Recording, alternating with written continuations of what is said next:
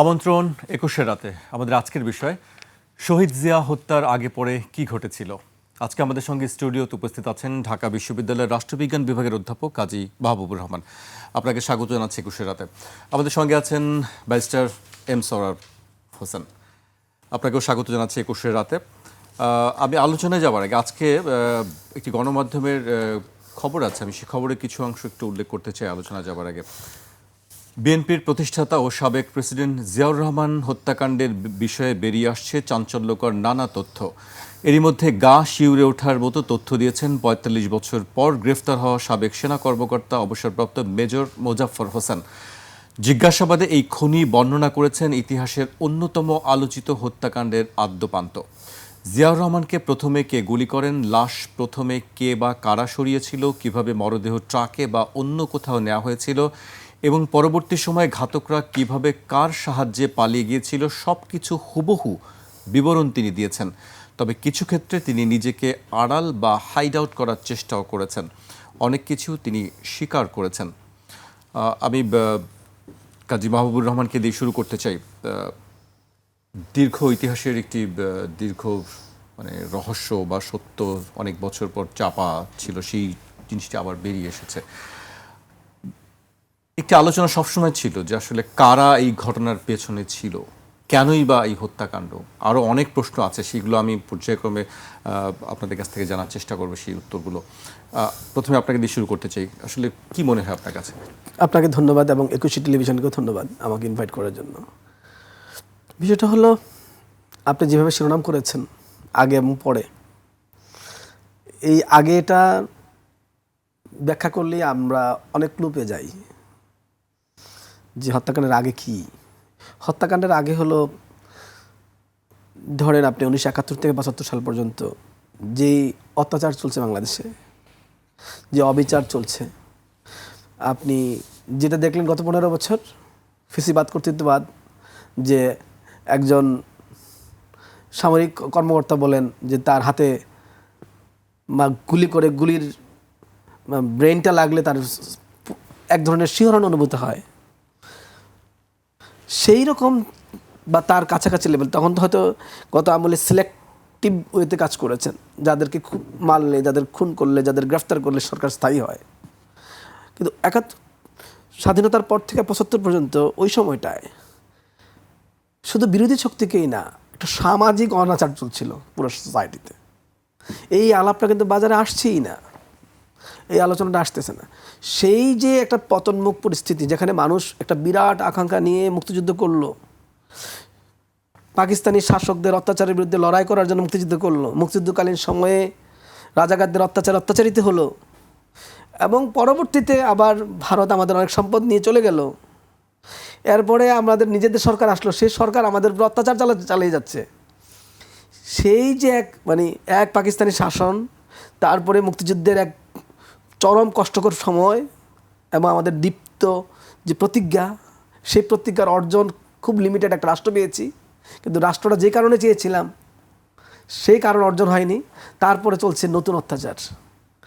এই প্রেক্ষিতে বাংলাদেশে এমন একটা পরিস্থিতি দরকার ছিল, মানুষটা আকাঙ্ক্ষা করছিল যে কেউ আসবেন, হয়তো দেশটাকে এই পরিস্থিতি থেকে রক্ষা করবেন। তো তখন বিশেষ করে শহীদ রাষ্ট্রপতি জিয়াউর রহমানের এই যে ওনার একবার স্বাধীনতার সময় তার যে ভূমিকা, মুক্তিযুদ্ধের জন্য আহ্বান, ঘোষণা, সেই আমরা যখন ২৫ তারিখের পরে দিক ছোটাছুটি করছি, কোনো আমাদের অবস্থান নাই, তখন যে তিনি ঘোষণা দিয়ে জাতিকে ঐক্যবদ্ধ করলেন। এবং সারা পৃথিবীতে সামরিক বাহিনীতে মাধ্যমে তো আপনি ঘোষণা করতে হবে যুদ্ধ তো ঘোষণা না করলে যুদ্ধ হয় না। এই যে একটা যেহেতু উনি মেজর ছিলেন, সামরিক বাহিনীর এক জায়গায় একটা স্টেশনের দায়িত্বে ছিলেন, সেখান থেকে যখন যুদ্ধটা ঘোষণা করেন, ইম্পর্টেন্ট জায়গা যেখানে বেতার আছে, কালুরঘাট, অনেকগুলো কনটেক্সটও তাকে ওই সময়ের প্রেক্ষিতে আমাদের সুবিধা হয়েছে। যিনি ৭১ সালেও এক সময় আমাদের জন্য হঠাৎ করে একজন জুনিয়র অফিসার আমাদের পক্ষ হয়ে এক ধরনের ত্রাতা হয়ে দাঁড়ালেন।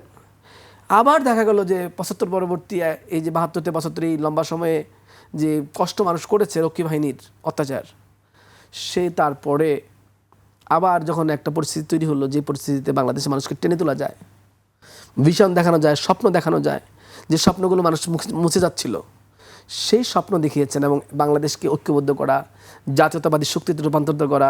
আমাদের হিল ট্যাক্সের লোকজন যখন আমরা বাঙালি বললাম, তারা যে নিজেদের নিতে পারলো না, এই যে সবার মধ্যে একটা ইনক্লুসিভ রাজনীতি, যখন আওয়ামী লীগ নিজেকে নিজে নিষিদ্ধ করলো, সেই আওয়ামী লীগ নিজে নিষিদ্ধ করেছে, তার পুনরুজ্জীবন ঘটানো, যারা আওয়ামী লীগ জামাতকে নিষিদ্ধ করেছে, জামাতের পুনরুজ্জীবন ঘটানো। তো এই সব কিছু মিলিয়ে তখন তো কোনো রাজনৈতিক দল নাই, তো সবাইকে রাজনীতি করতে দেওয়া, সকল নৃতাত্ত্বিক গোষ্ঠীকে বাংলাদেশি হতে সুযোগ দেওয়া, এবং বাংলাদেশে আজকে যেভাবে অর্থনৈতিক শক্তি, বিশেষ করে আমাদের গার্মেন্টস, আমাদের ঔষধ শিল্প, যেগুলো আমাদের ভিশন, এখন আমাদেরকে আমার জনশক্তি, এই সবগুলো কিন্তু একটা, আজকে অনেকেই বলছে না নতুন বাংলাদেশ 5 আগস্টের পরে, এটাও আমাদের একটা বড় স্বপ্ন ছিল। আমরা যারা 5 আগস্টের কেন্দ্র করে লড়াই করেছি, যারা গত 17 বছর রাস্তায় ছিলাম, এবং যারা 5 আগস্ট কেন্দ্র করে পুরো লম্বা সময় ধরে প্রতিদিন রাস্তায় গিয়েছি, তাদের আবার একটা স্বপ্ন তৈরি হয়েছিল ফেসিবাদ থেকে, কর্তৃত্ববাদ থেকে মুক্তি পাওয়া স্থায়ীভাবে।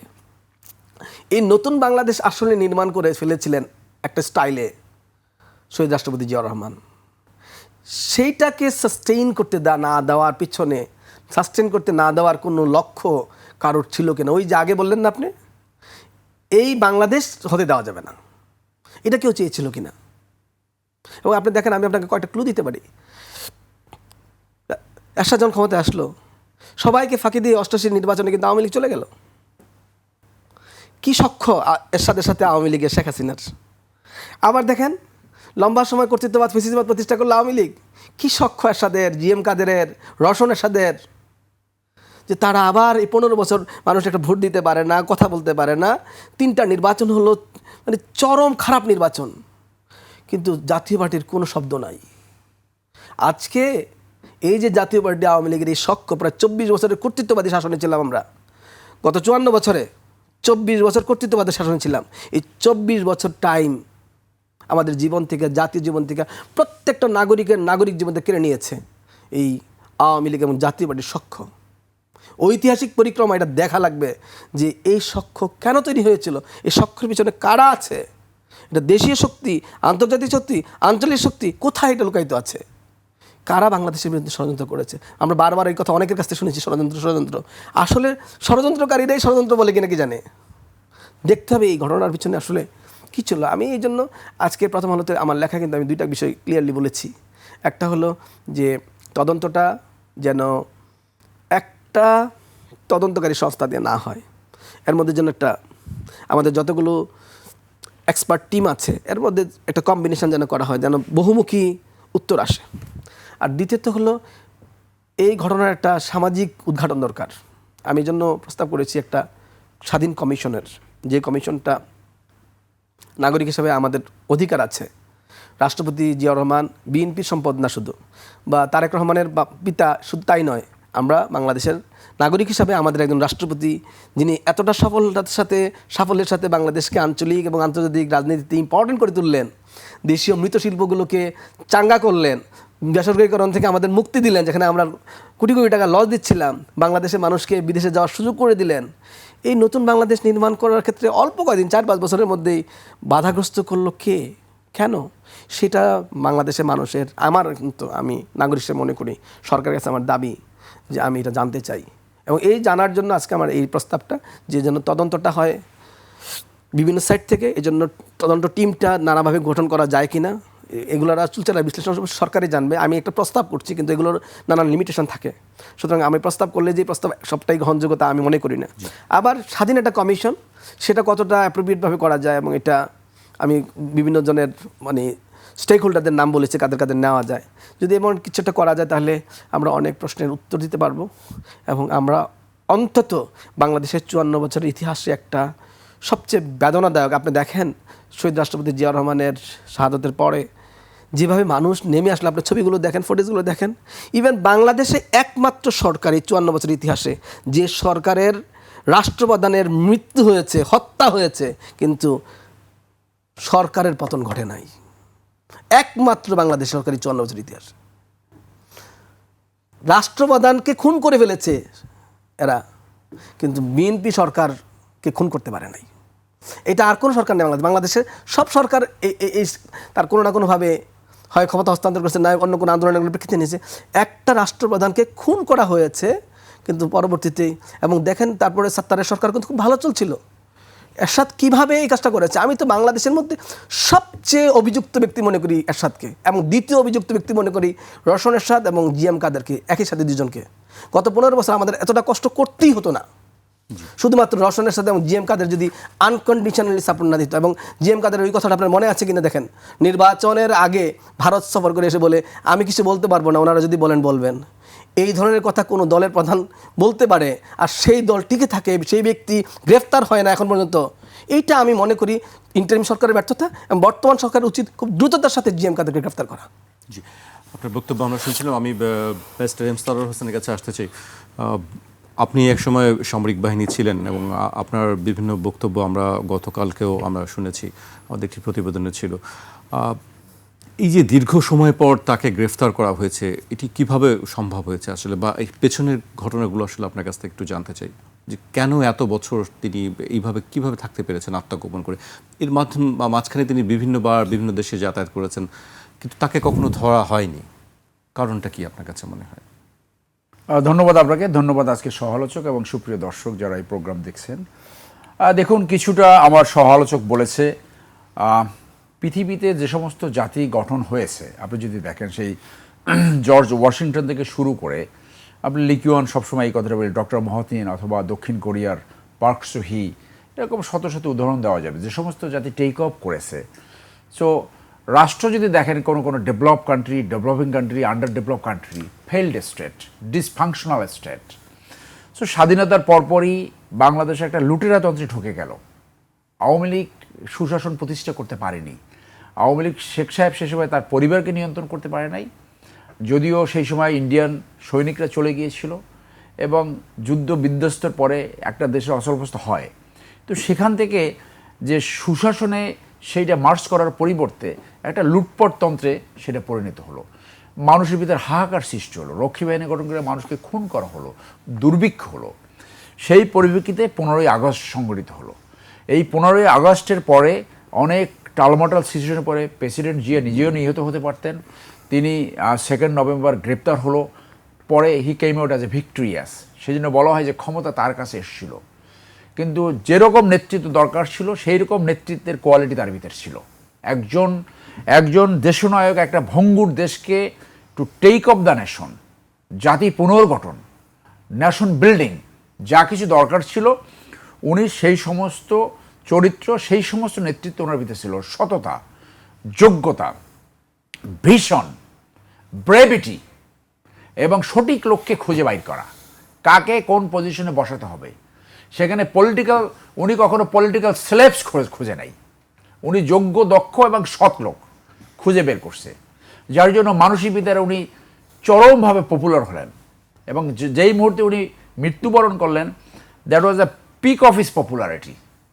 সো সেই যে উনি যে লিগাসিটা রেখে গেছেন, এইটা যে কোনো একজন ভালো নেতার আপনি যদি দেখেন, সব ভালো নেতার ভিতরে এই 90% আইডেন্টিক্যাল কোয়ালিটি থাকে, লিডারশিপ কোয়ালিটি। লিকন যেমন তার মন্ত্রিসভার 3 জনকে সে জেলে পড়েছিল। তো সেই জায়গা থেকে এখন প্রেসিডেন্ট জিয়া যদি থাকতো তাহলে বাংলাদেশ একটা ভালো রাষ্ট্র, একটা উন্নত রাষ্ট্রে পরিণত হতো। বাংলাদেশকে উন্নত রাষ্ট্র দেখতে চায় না কে? এই প্রথম হলো ভারত। একদম এক কথা ওপেনলি বলেন।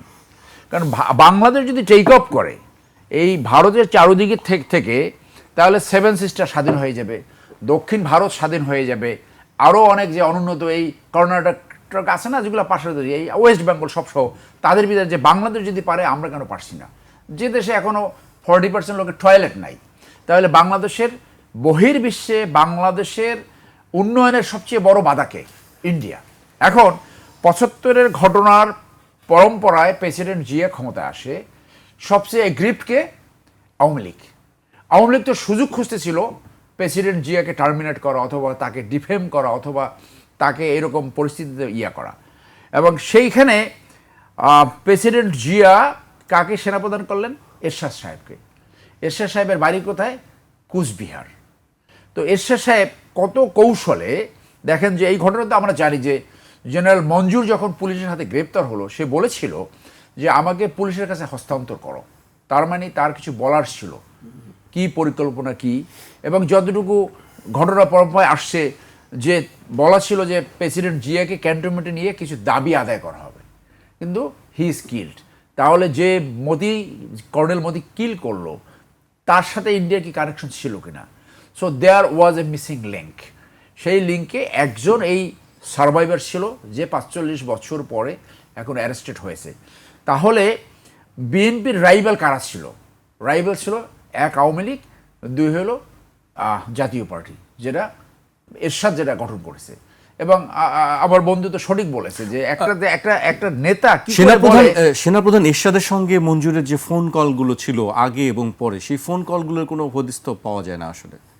পাওয়া যেতে পারে, কিছু তো রিসার্চ হয়েছে, অনেকগুলো বই বাজারে আছে। অ্যান্থনি মাস্কারাস, কর্নেল হামিদ, প্রেসিডেন্ট জিয়ার কোর্সমেট, এবং ব্রিগেডিয়ার সাকোয়াতও একটা বই লিখেছে, বেশ কিছু বই আছে। এবং সত্যের একটা শক্তি আছে। সেই ফোন কলগুলোতে কি আলোচনা হয়েছিল, সেই বিষয়গুলো কি আসলে জানা গেছে কিনা? আমি বলছি যে ট্রুথ হ্যাজ এ স্ট্রেংথ, ট্রুথের একটা হ্যাবিট আছে, বের হয়ে আসে, সত্য বের হয়ে আসে। এই জন্য আমরা এটাকে বলি ট্রুথ রিভিলস। তো সেইখানে সেই ফোনগুলোকে তো অনেকগুলো ছিল যে ওই দাবি আদায়, তাকে এর পিছনে যে ঘটনা ছিল, এরশাদকে সেনাপ্রধান বাড়াতে জেনারেল মঞ্জুরের ভিতরে একটা গ্রিভেন্সেস ছিল। জেনারেল মঞ্জুর ব্রিলিয়ান্ট অফিসার ছিল, আপরাইট। প্রেসিডেন্ট জিয়া, জেনারেল মঞ্জুর, এরা মানে খুবই আপরাইট ছিল। তো তাকে চিটাগং কমান্ড থেকে তাকে স্টাফ কলেজে স্টাফ পোস্টিং করেছিল। এটা বলা হয় যে অনেক লেখায় আসছে যে একটা গ্রিভেন্সেস ছিল।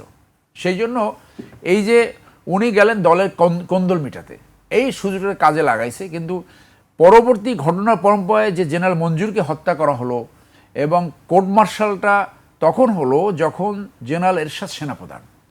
তাইলে এই কোর্ট মার্শালের ফেয়ারনেস নিয়ে কোনো প্রশ্ন আছে কিনা? কার কথা বলছেন যে ওই সময় যারা জড়িত ছিল? 18 জনের জিরি, 18 জনের কোর্ট মার্শাল, 13 জনের ফাঁসির আদেশ হয়েছে, বাকিগুলোর যে বিভিন্ন জেল টার্ম হয়েছে। তো এইখানে মঞ্জুরের তো কোনো কোর্ট মার্শাল হয়নি না, মঞ্জুর তো মারা গেল। মঞ্জুর তো তার 2 দিন পরে কিল্ড হয়েছে। মঞ্জুরকে পুলিশের সাথে না দিয়ে তাকে নিয়ে গেল সেনাবাহিনী এমপি চেক পোস্টে। যতটুকু আমার মনে পড়ে ক্যাপ্টেন আজাদ নামে একজন তাকে গুলি করেছে, এবং সেই আদেশটা এরশাদ দিয়েছিল বলে সবাই ধারণা, অনেকেই বলেন। হ্যাঁ, উনি যাতে এই কোনো কিছু তার মুখ থেকে না বের হতে পারে এটা। তাহলে আমরা এখন মিলান যে প্রেসিডেন্ট জিয়ার বিএনপির রাইভাল ছিল কি? এরশাদ। এরশাদ হয়ে গেল সেনাপ্রধান। তার নিয়ন্ত্রণে তখন ঘটনাটা পুরো তার প্রভাবে কিন্তু ছিল, পুরো তার নিয়ন্ত্রণে ছিল পুরো ঘটনা। এবং সেই সময় কোর্ট মার্শাল হয়েছে, এবং এই কোর্ট মার্শালে সমস্ত মুক্তিবাহিনী অফিসার থেকে ফাঁসি দেওয়া হয়েছে। আর প্রেসিডেন্ট এরশাদ ছিল কিন্তু নন ফ্রিডম ফাইটার, উনি কিন্তু আসে নাই। উনি মুক্তিযুদ্ধে পরবর্তীতে কিন্তু এগুলো আসছে যে মুক্তিযুদ্ধে যোগদান করার সুযোগ থাকা সত্ত্বেও যারা যোগদান করেনি তার ভিতরে এরশাদ একজন। তো এই ঘটনা পরম্পরায় দেখা গেল যে আপনার এই যে সত্য ঘটনা, সঠিক যে একটা ফ্যাক্ট ফাইন্ডিংস, যেখানে দেশীয় এবং আন্তর্জাতিক ষড়যন্ত্র কী কী, সেটা কিন্তু এখন পর্যন্ত আনার্থ হয় নাই। সেইটার সুযোগ আসছে কিন্তু এই মেজর মোজাফফরকে গ্রেপ্তারের মধ্যে দিয়ে। He is the I witness. উনি, আপনি যেমনটা বলেন, উনি নিজেকে এড়িয়ে আইনের ভাষায় বলে এক্সকালপারেটরি স্টেটমেন্ট দিচ্ছে, দেখ, কিন্তু এইটাই হলো তদন্তকারী সংস্থার এফিসিয়েন্সি, পেশাদারিত্ব, সঠিক তথ্য বের করে নিয়ে আসা আপনার তদন্তের মাধ্যমে।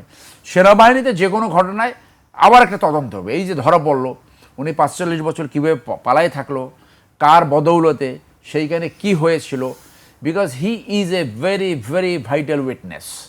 উনি G2 অফিস ছিলেন, ডিভিশন হেডকোয়ার্টারে G2 অপারেশনস, একটা ভেরি ভাইটাল স্টাফ অ্যাপয়েন্টমেন্ট। তিনি প্রথম বলেছিলেন যে তাকে হত্যা করা হয়েছে। ইয়েস, যখন সে গেছে, যতটুকু আমরা দেখেছি যে সে বলছে, প্রেসিডেন্ট জিয়া বের হয়ে তার রুম থেকে বের হয়ে বললেন যে তোমরা কি চাও? তো সে বলে, sir don't worry. In the meantime তার পাশেই দাঁড়ানো ছিল কর্নেল মতি, যে পরবর্তীতে মানে কিল্ড হয়, ওই যে পালাবার সময় কিল্ড হয়। সে তখন তার ওই এসএমজি থেকে গুলি করে প্রেসিডেন্ট জিয়াকে হত্যা করে। এবং এই হত্যার পরে সে প্রথম ফোন করে কমিউনিকেশন করে বলে the president has been killed. এরপরে ডিবেট করা একটা মিটিং হয়, সেই মিটিংয়ে ওই যে বিপ্লবী সরকার গঠন, এইগুলো নিয়ে আলোচনা হয়েছিল। এবং ঘটনা এত দ্রুত পরিবর্তিত হচ্ছিল যে ওদের নিয়ন্ত্রণ হারিয়ে যাচ্ছিল, এবং সেনাবাহিনী কমান্ড এস্টাবলিশড ওখানে করে ফেলছে। এরপর তো আপনি জানেন যে এই মেজর মোজাফফর সেই মিটিং অ্যারেঞ্জ, তখন ওই ডেড বডি হাইড করার জন্য রাউজনে নিয়ে যায়, কোনোভাবে কবরস্থ করে। অনেকে বলে যে উনি লুকাইতে চেয়েছিল। পরে ব্রিগেডিয়ার জেনারেল হান্নান স্যারের মুখে আমি এই কথা শুনেছি। উনি পরের দিন যায়া সেইটা 4 জুলাই সেখান থেকে উঠে হেলিকপ্টার করে ঢাকা নিয়ে আসে। তো এইগুলো তো আপনার বিভিন্ন জায়গায় জানে। তো এখন যে সুযোগটা সামনে আসছে, যে আমরা জানি যে এই যে জাতীয়তাবাদের রাইভাল, যে ইন্ডিয়ার দুইটা team, India foreign policy makers বাংলাদেশের হাই কমিশনের পরিষদ বলছে যে we have only one friend in Bangladesh, that is Awami League. আপনার মনে আছে না, এক অ্যাম্বাসেডার ওখানে যে বললো? তো এটাই তাদের ফরেন পলিসি একদম core foreign policy towards Bangladesh. আর সেই একই আওয়ামী লীগের পরে তারা সবচেয়ে কাকে বিশ্বাস করে, সেটা জাতীয় পার্টি। তাহলে এই দুইটা দল যে জাতীয়তাবাদের বিপক্ষে থাকবে, জাতীয় স্বার্থের বিপক্ষে তারা চলে যাবে, যেটা প্রতিষ্ঠিত সত্য। তাহলে জিয়া হত্যাকাণ্ডের সবচেয়ে বড় বেনিফিশিয়ারি কি? এরশাদ। আর বেনিফিশিয়ারিকে আওয়ামী লীগ। এইটার সাথে মিলান যে বাংলাদেশে সমস্ত ঘটনায় রয়ের কোনো না কোনো যোগসূত্র থাকে।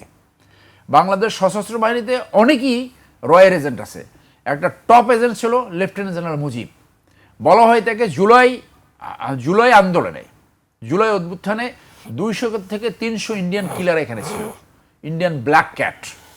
এই যে শ্যুট করছে, এর ভিতরে একটা ছবি ছড়িয়ে পড়ছিল, আপনার চেহারা দেখলেই বোঝা যাবে যে ও উত্তরপ্রদেশের লোক। এইরকম হাতে বালা, এরকম করে পয়েন্ট আউট গুলি করছে, বুঝছেন? ওই যে থিওরি আসছে না, মার্কসম্যান, ওই যে শ্যুট আউট, সেইটা। তো সেইখানে আপনার ভিডিও বের হয়েছিল, আপনার মনে আছে নিশ্চয়ই, যে প্লেনে টারমাক থেকে ডাইরেক্ট এই কিলারগুলোকে উঠিয়ে দেওয়া হচ্ছে। এবং 3 জন জেনারেল এখন ইন্ডিয়ান রয়ের হেফাজতে আছে, তারা সেনানিবাসে তাদেরকে থাকার ব্যবস্থা করে দিছে। খেয়াল করেন, তাহলে বাংলাদেশকে আনস্টেবল করার, বাংলাদেশকে অকার্য করার রাষ্ট্রর সবচেয়ে বড় এজেন্ডা কার? ইন্ডিয়ার। সেই ক্ষেত্রে সার্বিক বিবেচনা এবং অনেক আলোচক ইতিমধ্যেই বলেছেন যে এটা ডাইরেক্ট রয়ের ইনভলভমেন্ট এখানে ছিল।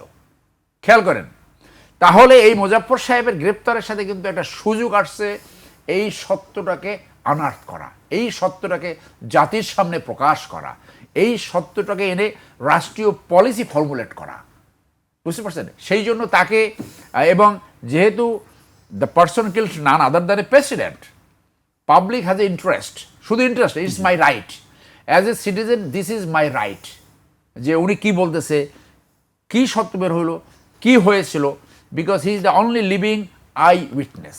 সো আমাদের সামনে এই সুযোগটা এখন আসছে, জাতির সামনে সত্য প্রকাশ করে পরবর্তী রাষ্ট্রীয় পলিসি ফর্মুলেটে এই যে ষড়যন্ত্র, এই যে পরিকল্পনা, কেন এই ধরনের একজন নেতা, যে নেতা একজন জাতির জন্য দরকার ছিল, অত্যন্ত জরুরি প্রয়োজন ছিল জাতি গঠনে, সে কেন নিহত হইল এবং বাংলাদেশ কেন 30 বছর পিছিয়ে পড়লো। আপনি জানেন যে প্রেসিডেন্ট জিয়ার হত্যাকাণ্ডের পরে, তখন আমি ক্লাস 10-এর ছাত্র, 81-এ, ক্লিয়ারলি মনে আছে, প্রত্যেকের হৃদয় ভেঙে গেছে যে মানে সবার ভিতরে যে সুশাসন, যে অপশাসন, দুঃশাসন, লুটপাট, যে অরাজকতা আওয়ামী লীগ সৃষ্টি করেছিল, মানুষ সেখান থেকে পরিত্রাণ চাচ্ছিল। মানুষ চাচ্ছিল সুশাসন, ন্যায় বিচার, লুটেরা তন্ত্রবিহীন একটা সমাজ, যেখানে একটা ন্যায্য সমাজ প্রতিষ্ঠিত, যেখানে নালিশ জানানো যাবে, যেখানে বিচার হবে, যেখানে একজনের সম্পত্তি আরেকজন লুট করবে না, যেখানে আরেকজনকে ধর্ষণ হবে না, যেখানে খুনাখুনি হবে না, সেই দিকে যখন দেশ যাচ্ছিল, এই সময় যখন প্রেসিডেন্ট জিয়া নিহত হলো, অনেক বিদেশি কমেন্টেটর সেই সময় কমেন্ট করেছে যে বাংলাদেশ 30 বছর পিছিয়ে গেল। তাহলে এইটা গভীর ষড়যন্ত্র ব্যতীত, এই ইন্ডিয়ার ষড়যন্ত্র ব্যতীত এইটা হয়েছে বলে আমাদের মনে হয় না। সেই জন্য এই সত্যটা এখন বের করে আনতে হবে কার মুখ থেকে, যে সর্বশেষ লিভিং আই উইটনেস। সরোয়ার ভাই, আমি আপনার কাছে আবারও আসবো। আমি পর্যায়ে অধ্যাপক কাজী মাহবুবুর রহমানের কাছে আসতে চাই আবারও। একটি প্রশ্ন সবার মধ্যেই কাজ করে যে দীর্ঘ এতগুলো বছর, সেই এত বছরে কেন এই বিচারের কোনো আরও পূর্ণাঙ্গ বিচার হয়নি? বিচার একটি তো কোর্ট মার্শাল আমরা দেখেছি, এই বিষয়ে আর কোনো কথা হয়নি বা কোনো শ্বেতপত্র কোনো প্রকাশ করা হয়নি একটি স্বাধীন তদন্ত কমিশন গঠনের মাধ্যমে। কেন এত দেরি হলো আর কি? অন্যান্য হত্যাকাণ্ডের তুলনায় এই হত্যাকাণ্ডটা অনেক কমপ্লেক্স। আপনি দেখেন, এরশাদ সাহেব পুরো হত্যাকাণ্ডটা মনিটর করেছেন আমার মনে হয় আর কি, এবং মনিটর করতে গিয়ে সেখানে রাইভেল দাঁড় করাইছেন মঞ্জুরকে। হয়তো মঞ্জুরেরও হাত আছে প্রথম দিকে, পরে হয়তো বুঝতে পারছি কী কে জানে। তারপরে আপনি দেখেন এর সাথে একটা টিমও, এক ধরনের টিমও তৈরি করেছে যারা এটাকে নেটওয়ার্ক মেনটেন করেছে, যারা কোনো ফোন করে বলেছে কিল্ড, যারা বলছে যে ডোন্ট ওয়ারি, কিন্তু কাজটা করেছে অন্য। তারপরে মঞ্জুর যখন বেরোতে গেল তাকে আটক করেছে, তাকে বলছে পুলিশও দিবে, নিয়ে গেছে অন্য জায়গায়, তাকে কিন্তু বলেছিল পুলিশ দেবে, নিয়ে গেছে অন্য জায়গায়। তো সব জায়গায় দেখা একটা সঠতা, প্রতারণা, পুরো কেসটার মধ্যে এই জিনিসগুলো আমরা এরশাদের চরিত্রের মধ্যে দেখতে পাই। এই পুরো প্রক্রিয়া, হত্যাকাণ্ডের পুরো প্রক্রিয়ায় মানে সামরিক হত্যাকাণ্ড বা সামরিক বাহিনী যখন এই ধরনের ইয়েতে যায়, এটা কোনো সময় বোঝা যায়, এটা খুবই স্ট্রেট থাকে অনেক সময়, কিন্তু এই হত্যাকাণ্ডটা স্ট্রেট ছিল না, খুবই সঠতার সাথে কাজটা করা হয়েছে। এই চরিত্রটা এরশাদের মধ্যে আমরা 9 বছর দেখেছি। বলা একটা, করা একটা, বলা একটা, করা একটা, মানুষের সাথে সারাক্ষণ প্রতারণা করা। প্রায় গিয়ে বলতো মসজিদে গিয়ে যে আমি তোর স্বপ্নে দেখছি না এখানে নামাজ পড়তেছি, ইসলামের কথা বলতো, আবার বান্ধবী নিয়ে সারাদিন চলতো। মানে বাংলাদেশে এই লোকরে কিভাবে মানুষ এতদিন ধরে সহ্য করছে এটাই বুঝে আসছে না, যে একটা লোক মুক্তিযুদ্ধে অংশগ্রহণ করলো না, এসে সবচেয়ে বেশি বেনিফিটটা নিল, তারপরে বাংলাদেশের সবচেয়ে প্রিয় মানুষটাকে খুন করলো। না, তারপর তো আওয়ামী লীগ ক্ষমতায় ছিল, বিএনপি ক্ষমতা ছিল, 2 রাজনৈতিক দল আওয়ামী লীগ তো করবেই না, আওয়ামী লীগ তো করবেই না। আওয়ামী লীগ কিন্তু আপনি মাঝখানে সততার কথা যে কারণে বলছিলাম, এই যে 9 বছর ক্ষমতা থেকে এরশাদ তো এমনি মানে হত্যাকাণ্ডের সময়ও যে আলামত নষ্ট করেছে, সাক্ষী নষ্ট করেছে, যারা অপারেশন করেছে তাদের, যারা খুন করেছে তাদেরও মেরে ফেলেছে। মানে এটা হলো একদম হলিউড স্টাইলে সিনেমা। এর সাথে একটা মুভি তৈরি করছে এখানে মনে হয়, বা যারা হত্যা করেছিল তারা একটা মুভি তৈরি করেছে। তো এই যে মুভিটার কারণে কিলিং, পাল্টা কিলিং, পাল্টা কিলিং 3-4টে স্তরে হয়েছে, যার ফলে ওই যে আল্লাহর মেহরবানি, যে দেখেন মুজাফফর ঠিকই কিন্তু বের হয়ে আসছে, যে প্রথম গুলি করেছে বলে বলা হয়, অভিযোগ করা হয়, সে কিন্তু বেঁচে আছে, তারে বাঁচায় রাখছে আল্লাহ। তো এখন এটা বিশেষ করে এর প্রমাণাদি সংরক্ষণ করার সম্ভব হয়নি, প্রমাণাদি অনেক নষ্ট করা হয়েছে, যার ফলে এই কেসটাকে আসলে সাবলীলভাবে তুলে ধরা চ্যালেঞ্জিং ছিল। এখন আওয়ামী লীগ তো করবে না, বিএনপি কিছু চেষ্টা করেছে না তা না, অনেক চেষ্টা করেছে, কিন্তু সাক্ষী প্রমাণের অভাব, তাছাড়া সেনাবাহিনীর একটা অংশ জড়িত ছিল, যারা বিপদগামী সৈনিক, সব কিছু মিলিয়ে আর কি নানান পরিস্থিতির কারণে। আর বিএনপির মধ্যে একটা সবসময় আছে, কত বেশি ইনক্লুসিভ করা যায়, হ্যাঁ সব ভুলে যাও, নতুন করে শুরু করো। বেগম খালেদা জিয়ার তো সবসময় কথা, আমি প্রতিশোধ নেই না, রিভেঞ্জ নেই না। তো এবং আপনি দেখেন বর্তমান প্রধানমন্ত্রী একই কথা বলে, তা ওনার মা নাকি ওনাকে বলে শিখিয়েছেন রিভেঞ্জ নিতে নাই, প্রতিশোধ নিতে নাই। তো বিএনপি তো প্রতিশোধ নিতে চায় না, কিন্তু নিজে প্রতিশোধের শিকার হয়। তো এইবার বিএনপির অন্তত বোঝা দরকার যেন সে প্রতিশোধের শিকার না, কারোর প্রতি অত্যাচার না করুক। ন্যায় বিচার না করাও কিন্তু একটা অন্যায়। শহীদ রাষ্ট্রপতি জিয়াউর রহমান যে খুন হয়েছেন, এই খুনিদের বিচার না হওয়া এবং খুনের সাথে যারা জড়িত ষড়যন্ত্র করেছেন তাদের বিচার না হওয়া কিন্তু শুধু জিয়া পরিবারের প্রতি অন্যায় না, বাংলাদেশের সব মানুষের প্রতি অন্যায়। সুতরাং বাংলাদেশের রিসোর্স হিসাবে জনাব তারেক রহমানের আমি রিকোয়েস্ট করছি যে এরকম একটা কমিশন গঠন করেন, যেন এই হত্যাকাণ্ডটা স্বরূপ উন্মোচিত হয়। বাংলাদেশের রিয়েল ভিলেন কারা, বাংলাদেশকে নিয়ে যারা খেলেছে, বাংলাদেশকে যারা মেরে ফেলেছে, বাংলাদেশের রাজাকার কে কে খুঁজে বের করেন। এবং এই খুঁজে বের করার মধ্য দিয়ে সত্যিকার অর্থে যে নতুন বাংলাদেশের কথা আমরা 5 আগস্টের পরে বলছি, সেই নতুন বাংলাদেশ নির্মাণ করার জন্য কিন্তু বিএনপি তার ম্যানিফেস্টোতে বলেছে আইনের শাসন প্রতিষ্ঠা করতে চায়, ন্যায় বিচার প্রতিষ্ঠা করতে চায়। সুতরাং আইনের শাসন আর ন্যায় বিচার প্রতিষ্ঠা করতে হলে অবশ্যই খুনিকে মাফ করা যাবে না। জি, আমাকে পর্যায়ে একটা বিরতিতে যেতে হচ্ছে, আরও প্রশ্ন আছে, আমি সেই প্রশ্নগুলো পর্যায়ক্রমে জানার চেষ্টা করব উত্তর। একটা বিরতিতে যাচ্ছি, আমি একটা বিরতি নিচ্ছে, ফিরছি এখনই।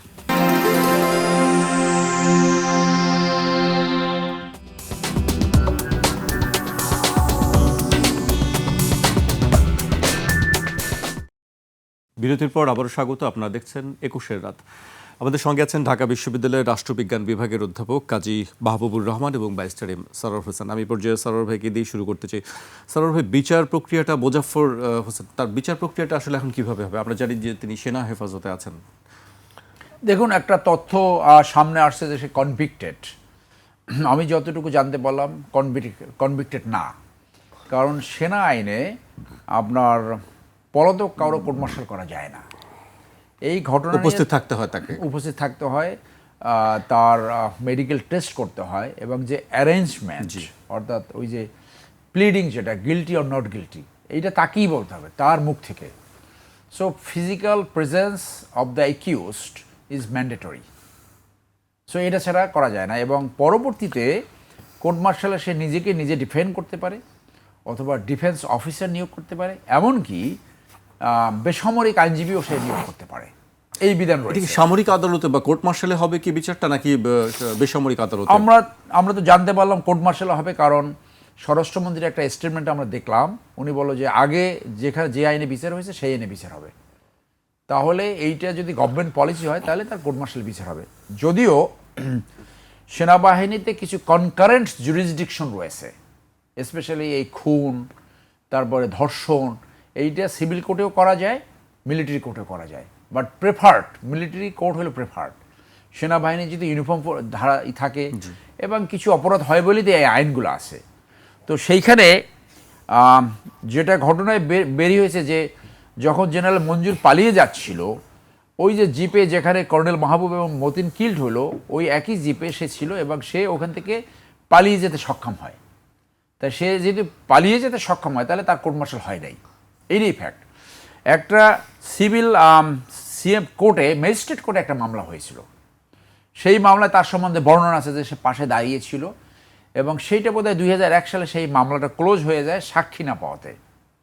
এখানে আরও কিছু আইনি ব্যাপার আছে যে এখানে মিউটিনির বিচার হয়েছে কিন্তু খুনের বিচার হয় নাই। এটার সাথে আমি একটু দ্বিমত পোষণ করি। যে কোনো একটি ঘটনায় একটা বিচার হলেই চলে। যদি কোনো অপরাধ একাধিক আইন অ্যাট্রাক্ট করে তাহলে যে কোনো একটা আইনে বিচার হবে, তার সব আইনে বিচার করা সম্ভব না। মনে করেন পেনাল করে খুনের মামলার বিচার আছে, নারী ও শিশু নির্যাতন আইনে খুনের মামলার বিচার আছে, আন্তর্জাতিক অপরাধ ট্রাইব্যুনালে খুনের মামলার বিচার আছে। এখন সেনাবাহিনীর সদস্য যদি খুনে জড়িত হয়, কোথায় বেস্ট হলো কোর্ট মার্শাল। এখানে বিচার খুব দ্রুত হয় এবং অরিজিনাল যে অফেন্ডার তারই বিচার করা হয়, যদিও এটা নিয়েও সমালোচনা রয়েছে। তাহলে তার এটা ধরা হয় তার ওই যে ম্যাজিস্ট্রেট করে যে মামলাটা হয়েছিল সেই মামলাটা সে ট্রায়াল ফেস করে নাই, আর এখানে কোর্ট মার্শালেও সে ট্রায়াল ফেস করে নাই। এখন যেহেতু সে 45 বছর পরে গ্রেপ্তার হয়েছে, প্রসিজিওর অনুযায়ী তার আরেকটা তদন্ত হবে, সে পলাতকের উপর তদন্ত হবে। যেটা আমরা খবরে দেখলাম যে সে যে ডিজার্টার ছিল, সেনা আইনের 91 ধারায় বলা আছে কিছু আইন ছাড়া 5-6টা অপরাধ ছাড়া বাকি সমস্ত অপরাধ 3 বছর পরে তামাদি হয়ে যায়, কিন্তু 5-6টা অপরাধ তামাদি হয় না। তার ভিতরে একটা হলো পলাতক, এবং সে সেনাবাহিনীর কোনো সদস্য পলাতক হলে, পলাতক তো হয়, কিছু লোক তো পলাতক হয়, এই জন্য কিন্তু আইনগুলো। এবং পলাতক হইলে প্রথম 14 জায়গায় তার ওয়ারেন্ট অর্ডার যায়, ওই পোস্টমাস্টার, রেলওয়ে স্টেশনের ম্যানেজার, এইসব জায়গাও কিন্তু তার ওয়ারেন্ট অর্ডার চলে যায়, ডিসি, এসপি, সব জায়গা। তো তার নামে এরকম ওয়ারেন্ট অর্ডার ছিল, সে তো সার্ভিস কন্ডিশনে পালিয়ে গেছে, তখন তো সে কর্মরত।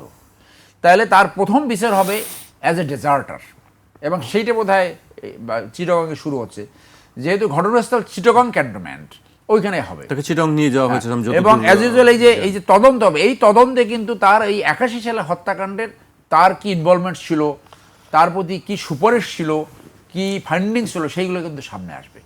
এরপরে তখন এই দুইটা বিচার, এই পলাতকের বিচার এবং যে 81 সালের যে হত্যাকাণ্ড, সেটা একসাথে সাইমালটেনিয়াসলি একটা কোর্ট মার্শালি বিচার হতে পারে, সেইটা অথরিটি সিদ্ধান্ত নেবে। আমার ধারণা একটা কোর্ট মার্শালি তার হবে ওখানে। জি, সৌরভের কাছে আসবো আমি। এই পর্যায়ে আবার অধ্যাপক কাজী মাহবুবুর রহমানের কাছে আসতে চাই। বিশ্লেষকরা যেটি বলছেন যে আসলে খুব তড়িঘড়ি করা ঠিক হবে না, এই তার বিশেষ করে তদন্তের ক্ষেত্রে বা তাকে জিজ্ঞাসাবাদের ক্ষেত্রে আরও হয়তো গুরুত্বপূর্ণ তথ্য তার কাছ থেকে আমরা পেতে পারি। আপনার কাছে কি মনে হয়, আসলে কি তড়িঘড়ি করার কোনো বিষয় আছে কিনা এখানে? খুব ভালো কথা বলেছেন সরার ভাই, তো খুব চমৎকারভাবে বিচার প্রক্রিয়াটা তুলে ধরছেন, খুবই ইনফরমেটিভ ছিল এবং অ্যানালিটিক্যাল ছিল। আপনি যে তড়িঘড়ির কথাটা বললেন না, এই তড়িঘড়ি কাজটা এরশাদ সাহেব করেছে। সেই প্রশ্ন তো আসলে সে কিন্তু কেন এত দ্রুত বিচার আগেই করেছে একবার। তো এই দ্রুত বিচার করতে গিয়ে কিন্তু আপনি যে বললেন না সব কিছু হলো না কেন, সব খবর নাই কেন, সবার বিচারটা ফিনিশড হলো না কেন, বিচারটা একটা হয়েছে কিন্তু ফিনিশড বিচার হয়নি, কমপ্লিট হয়নি। তো এই তড়িঘড়ি এবারও করলে ভুল কাজ করা হবে, তড়িঘড়ি করার কিছু নেই। এখন আসামি পাওয়া গেছে, প্রসেসিং যদি হবে, আপনি দেখেন না আমাদের এই যে 25 জন সেনা কর্মকর্তাকে আমরা সিভিল কোর্টে হস্তান্তর করছি না কিছুদিন আগে, তাহলে সেনা আইন থাকা সত্ত্বেও তো আমরা তাদের বিচার করেছি না। আমি শ্রদ্ধা রেখেই বলছি স্বরাষ্ট্রমন্ত্রীর প্রতি, এবং হয়তো আইন কারণের ব্যাপার স্যাপার আছে সব আমি জানি না হয়তো, যে কারণে ওনারা মার্শাল কোর্টের কথা বলছেন। সেকেন্ড থটের জন্য বলছি যে ওনারা এখনও এই বিষয়গুলো ভাবতে পারেন, যে কারণ মার্শাল সব ডকুমেন্ট কি পাবলিশ হয়, সারোয়ার ভাই? না, martial law usually close trial, কিন্তু যদি রাষ্ট্রীয় সংস্থা জড়িত থাকে, যেহেতু প্রেসিডেন্ট মারা গেছে, এটা কর্তৃপক্ষ ইচ্ছে করলে এটাকে আনক্লাসিফাইড করতে পারে। এটা এমনি কি বিচার হওয়ার পরে কেন হইলো, কি হলো, পাবলিশ করবে ডকুমেন্ট? করতে পারে, করতে পারে। সেটি ইচ্ছার উপর নির্ভর ইচ্ছের উপর করে যে নির্ভর আসলে করে, যেটা এবং করবে কি মার্শাল করবে না। কোর্টের সবচেয়ে বড় লিমিটেশন হলো এখানে কোনো এপিলেট ফর্ম নাই, শুধু মার্জরা আবেদন করতে পারবে, কোনো এপিলেট ফর্ম নাই। এইটা হলো সবচেয়ে বড় লিমিটেশন। সেই জন্য আমি সারোয়ার ভাইয়ের মানে রেফারেন্স নিয়ে বলছি আর কি, যে যেহেতু ওই মার্শাল ল কোর্টের, আমরা তো এটা তো একটা সেন্সিটিভ হত্যাকাণ্ড, আমাদের জন্য হৃদয় বিদারক হত্যাকাণ্ড, এবং এই আমরা অনেক ক্ষতিগ্রস্ত হয়েছি ভাই, বাংলাদেশ রাষ্ট্র নাগরিকরা অনেক ক্ষতিগ্রস্ত হয়েছে। তো সেক্ষেত্রে একজনের মৃত্যুদণ্ড দিয়ে 45 বছর পরে আমাদের বেশি কোনো উপকার হয় না।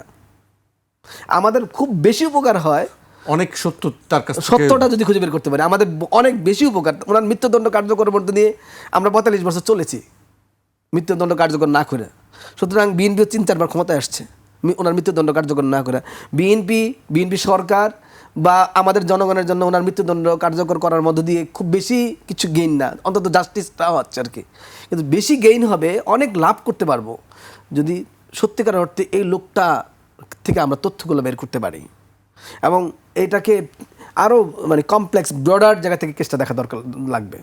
যেই ব্যাকগ্রাউন্ডটা, কনটেক্সটটা আমি এবং সারোয়ার ভাই তুলে ধরেছি, সেই কনটেক্সটটাকে ফোকাস করে যদি আমরা কাজটাকে ধরি, এই কেসটাকে ধরি, এই মামলাটাকে ধরি। মার্শাল্লার মামলা তো লিমিটেড, ওই যে উনি যেটা বললেন যে করছো, করে নেই বা করেছি, করলে এক ধরনের রায়, হিয়ারিং করে রায়, তারপরে আপিল করো, আপিল অ্যাকসেপ্টেড হলো না, ওকে ফাইন যাও। আপিল মানে কেন, ওই কোর্টে আপিল।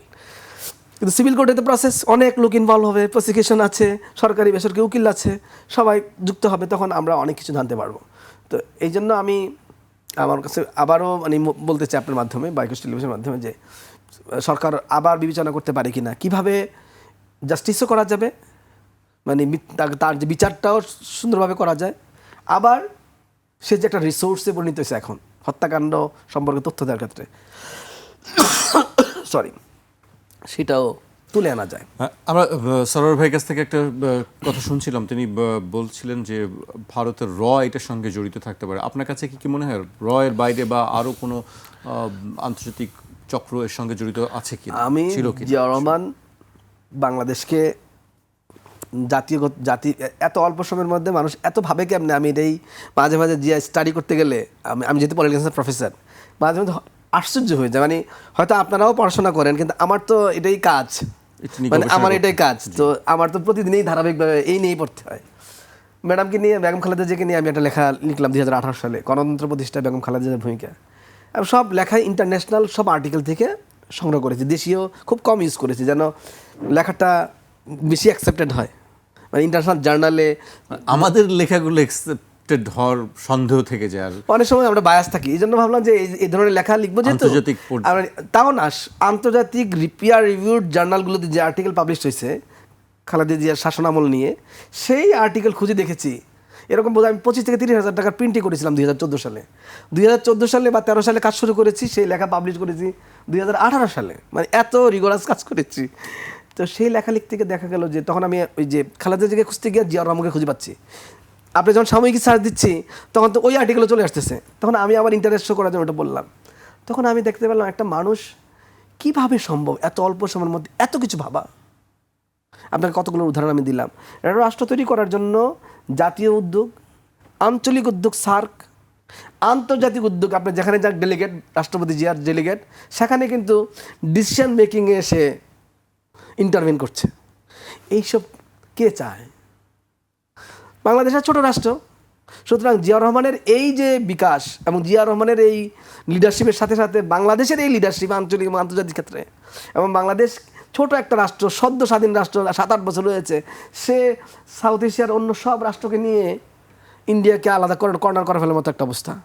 অনেকেই লিখেছেন, অভিনুর কথা বলি, মিস্টার অভিনু, সে খুবই ভালো একটা রিসার্চার, এই সার্ক নিয়ে লিখেছেন যে মনে হচ্ছে না যে সার্ক গঠন করার মধ্যে দিয়ে বাকি 6টা রাষ্ট্র ইন্ডিয়া বড় রাষ্ট্রকে কর্নার করে ফেললো। তো এই যে চিন্তাগুলো এবং এর মধ্যে দ্রুত সফলতা অর্জন করা, চিন্তা করে থেমে না, আমরা অনেক কিছু ভাবে নাই, শুধু এটাকে ইমপ্লিমেন্ট করতে পারা। মানে আমাদের অনেক রাষ্ট্রপ্রধান, আমরা রাষ্ট্রবিজ্ঞানীরা অনেক কিছু ভাবি সারাদিন, কিন্তু ইমপ্লিমেন্ট করতে পারি না কাজটাকে, মানে ওই যে মেটেরিয়ালাইজ করা। তো এই জিনিসগুলো আমার কাছে মনে হয়েছে যে আপনি দেশকে স্ট্যাবল করবেন, আপনি দেশকে এগিয়ে নিয়ে যাবেন, গণতন্ত্র স্ট্যাবল হয়েছে, বহুদলীয় গণতন্ত্র, সরকার স্ট্যাবল হয়েছে, আইন শৃঙ্খলা স্ট্যাবল হয়েছে, অর্থনীতি স্ট্যাবল হয়েছে, ব্যাপক সাহায্য আসতেছে বিদেশ থেকে, ইনভেস্টমেন্ট আসতেছে, যদি স্টেবিলিটি আসছে। এর মধ্যে চীন স্বীকৃতি দেয় না এতদিন, চীনও স্বীকৃতি দিয়েছে, সব জায়গায় আপনি অ্যাকনোলেজমেন্ট পেয়ে গেছেন।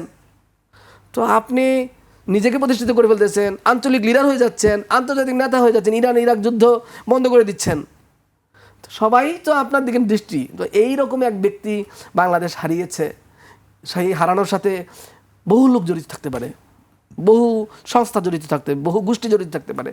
এইটা ভাই একটা বিষয় বলেছেন, আমার কাছে মনে হয় এই জন্যই আমি বলেছিলাম কমিশনটা গঠন করার কথা, যে কমিশনের রিপোর্ট সরকার পাবলিশ করবে কারণে পরের ব্যাপার, কিন্তু খুঁজটা তো নেওয়া যায়, তথ্যগুলো তো নেওয়া যায়, একটু তথ্যগুলো উদ্ঘাটন করার জন্য একটু সময় নেওয়া দরকার। মুজাফরকে এত দ্রুত বিচার করার পক্ষে না আমি। জি, আরও সময় নিয়ে আরও তদন্তের মাধ্যমে, আরও জিজ্ঞাসাবাদের মাধ্যমে হয়তো তার কাছ থেকে আরও অনেক গুরুত্বপূর্ণ তথ্য। আমি সরোয়ার ভাইয়ের কাছে আবার আসতে চাই। সরোয়ার ভাই, আপনাদের দুজনের কথাই একটি বিষয় যে আসলে দেশি বিদেশি একটি চক্রান্ত সবসময় আমাদের এখানে কাজ করেছে, আপনিও বলছেন। আসলে আমাদের বাংলাদেশের রাজনীতিতে এই প্রভাবটি আসলে কবে শেষ হবে? আসলে যখন একজন পেট্রিয়টিক লিডার আসবে, যখন একজন প্রেসিডেন্ট জিয়ার মতো, উদাহরণ দিয়ে বলি, তার মতো একজন নেতা আসবে। পৃথিবীতে অনেক ছোট রাষ্ট্র তাদের সক্রিয়তার মাধ্যমে টিকে আছে, যেমন মনে সুইজারল্যান্ড। এই আমাদের উপমহাদেশের আশেপাশে যদি দেখেন, সিঙ্গাপুর তো আছেই, মালদ্বীপ, Nepal, south Korea, Sri Lanka, south Korea, তারা কীভাবে ঠিক আছে? নিজস্ব সক্রিয়তায়। আপনি যখন জনগণের ম্যান্ডেট নিয়ে সরকার চালাবেন, তখন আপনার কাউকে ভয় পেতে হবে না। আপনার সবরেন সিদ্ধান্ত নেওয়ার অথরিটি, লিডারশিপ আছে কিনা, দেশের জন্য এবং জাতির স্বার্থে যেটা প্রয়োজন সেই সিদ্ধান্ত আপনি নিতে পারেন কিনা। আমি কোনো প্রজেক্টে চীনকে ইনভলভ করব না জাপানকে ইনভলভ করব না কাকে ইনভলভ করব, সেই সিদ্ধান্ত নেওয়ার অথরিটি আমার আছে কিনা, সেইটা হলো সক্রিয়তা। এখানে দেখা যায় এই পারে না। যখনই জনগণের ম্যান্ডেটবিহীন সরকার চালায়, তখন তার ওইখানের সমর্থন লাগে, ওইখানে তার গুরু লাগে, এদের ব্লেসিং লাগে, এইগুলো হয়। সো যে কোনোভাবে তাহলে আপনার স্বকীয় রাষ্ট্র ব্যবস্থা পরিচালনা করতে হলে জনগণের ম্যান্ডেট লাগবে। জনগণের ম্যান্ডেট নিতে হলে গণতান্ত্রিক প্রক্রিয়া আপনার থাকতে হবে, জনগণের কাছে জবাব দিতে থাকতে হবে। আমি যে ম্যানিফেস্টো দিয়ে সরকার পৌঁছানো আসছি, আমি সেই ম্যানিফেস্টো পুরোপুরি ফুলফিল করতে পারি কিনা, না পারলে জনগণের কাছে একটা জবাব দিতে হবে। প্রতিশ্রুতি ভঙ্গ করা যাবে না। মেকিয়েবলি অথবা এই যে আপনার সততা, রাজনীতিতে সততা, চাণক্য অথবা মেকিয়েভেলি, টু অ্যাপ্রোচেস অফ পলিটিক্স। একটা হলো সততাপূর্ণ, যেটা মেকিয়েভেলি শিখে গেছে, এবং চাণক্য। আর একটা হলো আপনার এই যে সেকেন্ড ওয়ার্ল্ড ওয়ারের পরে যে মানুষকে কনভিন্স করার, দ্য পলিটিক্স অফ প্রমিস, প্রতিশ্রুতি করা। সো এই প্রতিশ্রুতি যদি আপনি ভঙ্গ করেন, তখন আর জনগণ আপনাকে বিশ্বাস করবে না। আজকাল এই ইয়াং ছেলেরা, আপনি দেখেন, এই একটা স্ট্রাইক হইলো এই পরীক্ষা নিয়ে, অনেক ছেলেদের কথা এত শার্প, আপনি অনেক কিছু ডিনাই করতে পারেন, কিন্তু তারা এত শার্প দেখেন কিছু, এই যে মানুষের যে আপরাইটনেস, যে সততা ধারণ করতে চায়, এই জিনিসটা যারা রাষ্ট্র পরিচালনা করে তাদের মাথায় রাখতে হবে। আপনি যদি আপনার প্রতিশ্রুতি ফুলফিল করতে না পারেন, সেটাও আপনি জনগণের কাছে আপনি বলবেন। এবং সবচেয়ে বড় দরকার পিসফুল ট্রানজিশন অফ পাওয়ার। রাষ্ট্রের দায়িত্ব হলো participatory, fair, free election conduct করা রাষ্ট্রের দায়িত্ব। আপনি ক্ষমতা থেকে আপনার কিছু চাটুকার বলবে ফ্রি নির্বাচন হলে আমরা হেরে যাব, যেটা আওয়ামী লীগ করেছে, আমরা হেরে গেলে তো আমরা পালাই যাব। Don't accept that. জনগণ যদি আপনাকে ভোট না দেয়, আপনি থ্যাংক ইউ ভেরি মাচ। আপনি যদি বিরোধী দলে থাকেন, এখনো তো বিরোধী দলের কাছ থেকে আমরা ইলেকশন ইঞ্জিনিয়ারিং এর কথা শুনি। রাজনীতি এইভাবে বিষবাষ্প বাংলাদেশে হয়েছে, যারা রাজনীতির নামে লুটেরাতন্ত্র সৃষ্টি করে, চুরিতন্ত্র সৃষ্টি করে, তারা রাজনীতির আস্থা করে নিক্ষিপ্ত হয়। রাজনীতি এইরকম বিষাক্ত হয়েছে, আইদের ক্ষমতায়, নাইলে পলাতক, নাইলে জেলে। এই রাজনীতি কোনো দেশের জন্য মঙ্গল বয়ে আনতে পারে না। এই রাজনীতি detrimental, disastrous for a nation. এখান থেকে ইউটার্ন নিতেই হবে, এখান থেকে রিভার্স করতেই হবে। এবং আমাদের মনে রাখতে হবে, আওয়ামী লীগ টাইপের রাজনীতি, লুটপাট, চুরি, ডাকাতি, ভণ্ডামি, গুন্ডামি, মানি লন্ডারিং, আওয়ামী লীগের মতো পরিণতি আনবে। কোনো ডাউট ছাড়া। Settle principal of the history of political science, স্বৈরাচারী পতন হয় in matter of time. Sheikh Hasina পতন হয়েছে, বাশার আল আসাদ পতন হয়েছে। সো এই ইতিহাসের শিক্ষাগুলো নিয়ে রাষ্ট্র পরিচালনা করতে হবে। ক্ষমতায় আপনি 5 বছর থাকলেন, 10 বছর থাকলেন, 15 বছর থাকলে কি যায় আসে? ক্ষমতা থেকে যদি পালাতে হয়, সো সবসময় ওই যে কলাপাতায় শোয়া মানিক, এই যে বিচারক সহ একদম এই যে হুজুর পালাই গেছে ইমাম, সেইগুলো প্রতিদিন একবার করে মনে করতে হবে রাষ্ট্র পরিচালনার ক্ষেত্রে, যাতে ওই পরিণত হয়। এই রাজনীতি করা উচিত হবে না যাতে ক্ষমতা না থাকলে পালাইতে হয় না। সেই ক্ষেত্রে রাষ্ট্র পরিচালনায় প্রথমেই মন্ত্রীদের অ্যাকাউন্টেবিলিটি আনতে হবে সরকার প্রধানদের, যে তাদের সম্পত্তির পরিমাণ কী পরিমাণ বাড়তেছে, তাদের সম্পত্তি জনগণের উদ্যোগে ঘোষণা করবে। তারপর এমপিদের কোনো কন্ট্রোভার্সি হলে তার বিরুদ্ধে তদন্ত করবে। সৎ মানুষ দ্বারা যদি রাষ্ট্র পরিচালনা না করেন, তাহলে রাষ্ট্র যে পরিচালনা করে সরকার প্রধানই কিন্তু বেকায়দা পড়বে, because it is a team. আপনি কি টিম গঠন করছেন, কিভাবে আপনার এজেন্ডা, আপনার ম্যানিফেস্টো ফুলফিল করবেন, দ্যাট ইজ দ্য রেসপন্সিবিলিটি আপন অন ইয়োর শোল্ডার। এখন আপনি কাদেরকে নেবেন? সেই জন্য একটা কথা আসছে, শুধু দলীয় তথাকথিত অনুগত কিন্তু ভিতরে ভিতরে চোর, তাদের দিয়ে আপনি রাষ্ট্র চালাতে পারবেন কিনা? রাষ্ট্র তো শুধু দলের লোকদের জন্য না। সেই জন্য প্রেসিডেন্ট জিয়ার যে পলিসি ছিল, যেখানে যে লোকটা ভালো, দক্ষ, যোগ্য, সৎ, সাহসী, তাদেরকে যে পদের জন্য মনে করেন আমি পেট্রোলিয়াম কর্পোরেশনে একজন লোক দেবো, ওই লোকটা ওই পদের জন্য বেস্ট, তাকে খুঁজে বাই করতে হবে। মনে করেন আমি যোগাযোগ মন্ত্রী বানাবো, ওই লোকের জন্য যে বেস্ট তাকে আমি আনবো। মনে করেন একটা সংস্থায় আমি পাবলিক সার্ভিস কমিশন, সেইখানে যাকে দায়িত্ব দেবো, he is the best for that position. এইটাই হলো রাষ্ট্র পরিচালনার মূলনীতি। এখন ওই যে বললাম যে ওই কোর্ট মার্শালে আবার একটু ফেরত আসি। কোর্ট মার্শালের সুবিধাটা হলো বিচারের পরে শুধু মার্জনা, তাহলে এইটা মনে করেন যে 1 বছরের ভিতরে এক্সিকিউশন হয়ে যেতে পারে। কিন্তু আপনি যদি এখন নর্মাল পেনাল কোর্ট, সিভিল কোর্টে যান, সেখান থেকে আপনার 6টা ধাপ অতিক্রম করতে হবে। Trial court, high court division, appellate division, review, president মার্জনা। নাও থিঙ্ক অ্যাবাউট যে যাদের ফাঁসি হয় নাই, তারা কিন্তু 5ই আগস্টের পরে অল আর ওয়াকিং ফ্রি। আপনি পেনাল কোর্টে এই বিচার নিলেন, আপনি কয়দিনে এটা টার্মিনেট করতে পারবেন না। তাহলে থার্ড ওয়ার্ল্ড কান্ট্রিতে সাকসেসফুল ভেরি ভেরি ডিফিকাল্ট। আপনি সাকসেসফুল হলেন না, আপনার তো সরকারে পার্মানেন্ট থাকবে, একসময় চলে যেতে হবে। তখন যদি ঘুরে পড়ে আবার এই যারা হুমকি ধামকি দিচ্ছে, আইসে গেছি আসিতেছি, তারা যদি আসে, then he will walk free. So আপনার এটাও বুঝতে হবে। তবে তথ্য অধিকার আইনে শুধু রাষ্ট্রীয় নিরাপত্তা ব্যতীত সকল ইনফরমেশন জনগণ পাওয়ার হকদার। রাইট টু ইনফরমেশন, সেটি অধ্যাপক কাজী মাহবুবুর রহমান বলছিলেন যে কোর্ট মার্শালের হলে সেই ক্ষেত্রে যে তথ্যগুলো সেগুলো সাধারণের মানুষের জানার এটা সুযোগ ইজ থাকে ম্যাটার না। Of policy. এটা ঠিক আছে, এইটা যেহেতু প্রেসিডেন্ট কিল্ড হয়েছে, কোনো সেনাবাহিনীর সদস্য না, প্রেসিডেন্ট, সিটিং প্রেসিডেন্ট, এটা পাবলিক হবে। তো এটা তো রাষ্ট্রীয় নিরাপত্তা নাই, যেহেতু 18 জনের বিচার হয়েছে, এটার সাথে রাষ্ট্রীয় সিকিউরিটি এইভাবে নিয়ে যে রাষ্ট্রের সভরেন্টি নষ্ট হয়ে যাবে, বর্ডার আরেকজনের টেক ওভার করবে, এটা না। অতএব এটা পাবলিক করতে কোনো অসুবিধা হওয়ার কথা না। ওই যে 6টা অপরাধের কথা বললাম, যেটা আজীবন অ্যালাইভ থাকে মৃত্যুর আগ পর্যন্ত, এবং আজীবন আর্মি অ্যাক্টের আওতায় থাকবে, যেহেতু সার্ভিস কন্ডিশনে এই অপরাধটা হয়েছে। সেটা একটা হলো ওই যে ডেজার্টার, একটা হলো মিউটিনি, আর একটা হলো আপনার এই যে খুন, ম্যানসেলেটার কিলিং, ধর্ষণ, আর একটা প্রপার্টি রিলেটেড। এইগুলো কখনোই তামাদি হয় না। তাহলে এটা ওই যে ডেজার্টার, মিউটিনি, কিলিং আছে, this is not time bird, তাহলে এই বিচার করা যাবে। এখন কোন আদালতে বিচার হবে, সামরিক আদালতে না বেসামরিক আদালতে, that's a matter of decision by the government. জি, সেটি আমরা সামনে হয়তো দেখতে পাবো। আজকে আমাকে এখানে শেষ করতে হচ্ছে আপনাদের। একটু 1 মিনিট কথা বলবো। জি, আমাকে শেষ করতে বলছে আমার প্রোডিউসার। জি, বিষয়টা হলো একটা বিষয় উত্তর দেওয়া দরকার ছিল, পরে আলোচনা খুবই মানে আপনি দলের জন্য রাষ্ট্র না, কিন্তু দলের নেতাকর্মীরাই রাষ্ট্র সরকারকে ক্ষমতায় আনে। সুতরাং দলের মধ্যে কোয়ালিফাইড লোকজনকে ক্ষমতায় বসাতে হবে, এটা হলো পলিটিক্যাল রিঅ্যালাইনমেন্ট।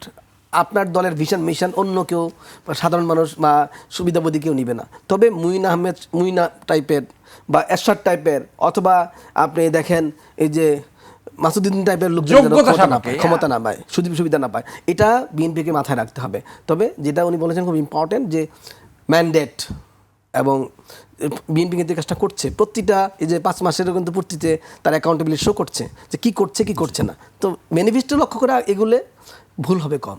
জি, আপনাদের দুজনকে অনেক ধন্যবাদ আমাদেরকে সময় দেওয়ার জন্য। আজ এখানে শেষ করছি, কাল আবার দেখা হবে ঠিক রাত 12টায়।